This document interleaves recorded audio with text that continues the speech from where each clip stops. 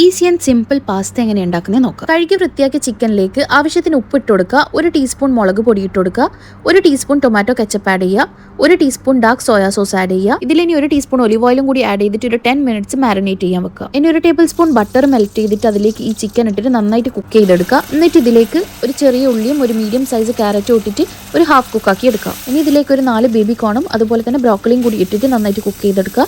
എന്നിട്ട് ഇതിലേക്ക് pasta seasoning ഇട്ടിട്ട് ഫ്ലെയിം ഓഫ് ചെയ്യുക. ഇനി ഒരു പാനിൽ ബട്ടർ മെൽറ്റ് ചെയ്തിട്ട് അതിലേക്ക് കുറച്ച് ഗാർലിക് ചെറുതായി ചോപ്പ് ചെയ്തിട്ട് കൊടുക്കുക. ഇത് 2 മിനിറ്റ് കുക്ക് ചെയ്തിട്ട് ഇതിലേക്ക് 1 ടേബിൾ സ്പൂൺ മൈദ ഇട്ടിട്ട് നന്നായിട്ട് ഇളക്കി കൊടുക്കുക. മൈദന്റെ കളർ സ്ലൈറ്റ് ആയിട്ട് ചേഞ്ച് ആകാൻ തുടങ്ങുമ്പോൾ ഇതിലേക്ക് 1.5 കപ്പ് പാൽ ഒഴിച്ചിട്ട് നന്നായിട്ട് മിക്സ് ചെയ്യുക. ഇതിലേക്ക് ഇനി കുറച്ച് ഉപ്പ്, കുറച്ച് ഒറിഗാനോ, കുറച്ച് പാർസ്ലി ഇട്ട് കൊടുക്കുക. എന്നിട്ട് ഇത് നന്നായിട്ട് തിളക്കുക. ഇതൊന്ന് തിക്കൻ ആയിട്ട് വരുന്ന ടൈമിൽ 2 ചീസ് സ്ലൈസും കൂടിയിട്ട് നന്നായി മിക്സ് ചെയ്തിട്ട് ഇതിലേക്ക് നമ്മൾ പ്രിപ്പയർ ചെയ്ത് വെച്ച ചിക്കൻ മസാലയും കൂടിയിട്ട് മിക്സ് ചെയ്യുക. എന്നിട്ട് ഇതിലേക്ക് നമ്മൾ കുക്ക് ചെയ്തെടുത്ത പാസ്ത ഇട്ട് നന്നായി മിക്സ് ചെയ്ത് ഒരു 3 to 4 മിനിറ്റ്സ് കുക്ക് ചെയ്തെടുക്കുക.